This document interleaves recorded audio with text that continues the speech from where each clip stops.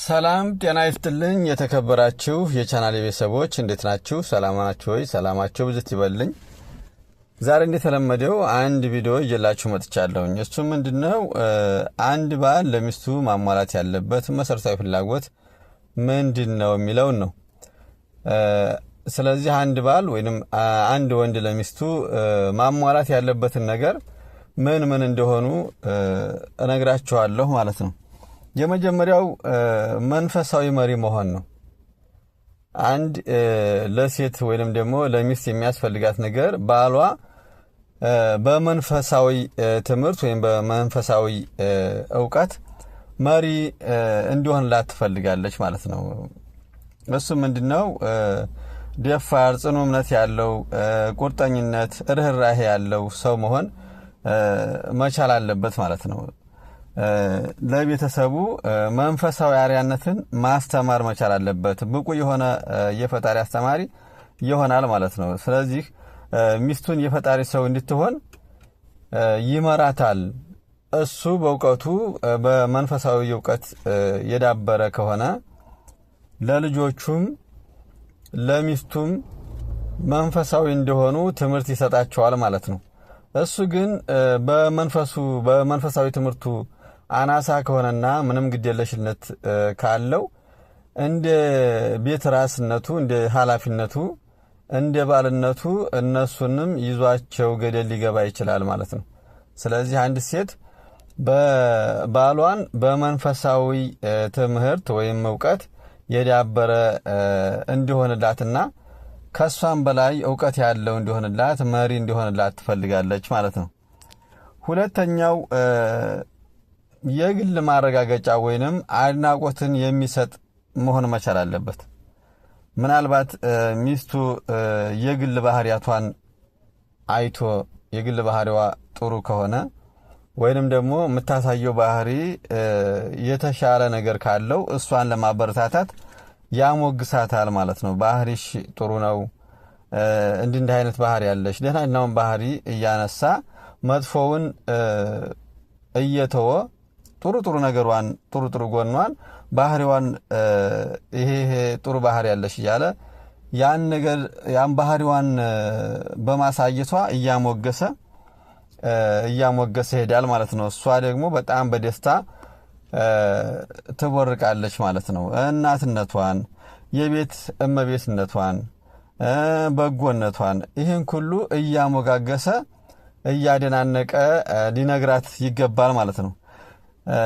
እንደ ጓደኛ ወይም እንደ አጋር በግልጽ ያመሰግናታል ማለት ነው። ስለዚህ በግልጽ ካመሰገናት ደግሞ እሷ ምንድነው ለሱ በዚህ ዓለም ላይ ይሄን ካደረገላት ለሱ በዚህ ዓለም ላይ አስፈላጊ ሰውና ብቸኛይቱ አስፈላጊ ሰው እሷ እንደሆነች ይሰማታል ማለት ነው። በዛን ሰዓት የሷ ሞራል እየጨመረ ፍቅሯ እየጨመረ ጥሩ ነገር ለማድረግ እየተነሳሳች ትዳሯን በአግባቡ እየመራች ትሄዳለች ማለት ነው። ካልሆነ ግን ካላሞገሳት ምን አያመሰግነኝ ወይንም ደግሞ አያሞግሰኝ ደህና ነገር ባደርግም እያለች በግደለሽነት ቤቷን በትክክለኛው እንዳትመራ ትሆናለች ማለት ነው። ስለዚህ ማሞገስ አስፈላጊ ነው ማለት ነው።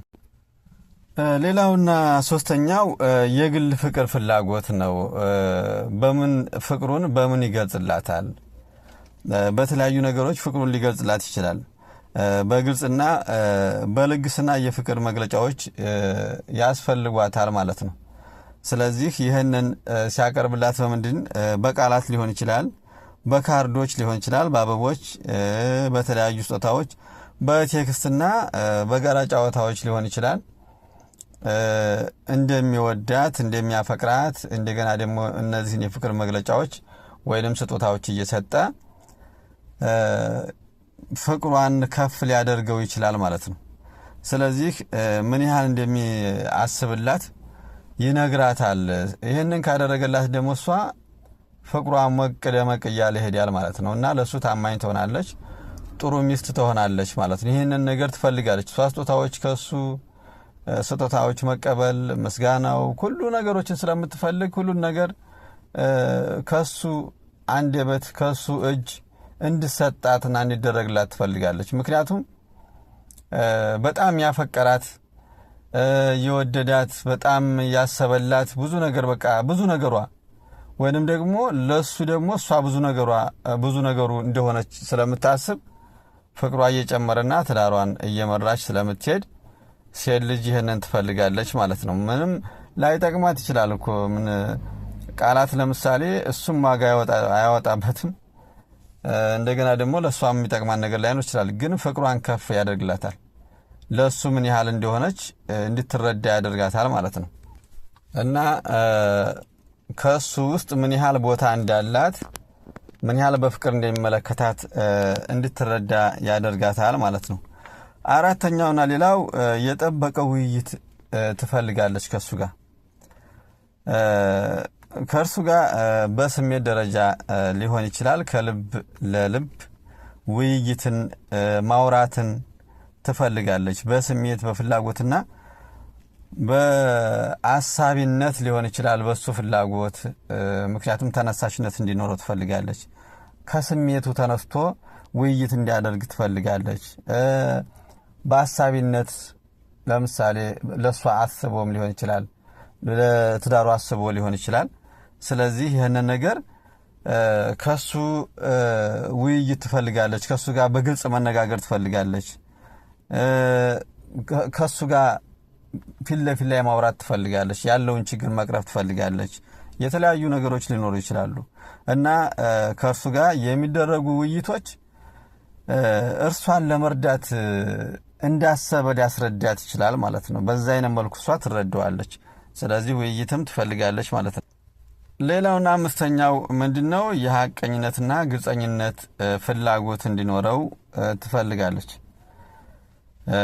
እርሷን በመመልከት ምን እንደተፈጠረ ምን እንደሚያስብ ምን እንደሚያደርግ በግልጽ በቃ ሊነግራት መቻል አለበት ማለት ነው። ይሄ እንዲነግራት ትፈልጋለች።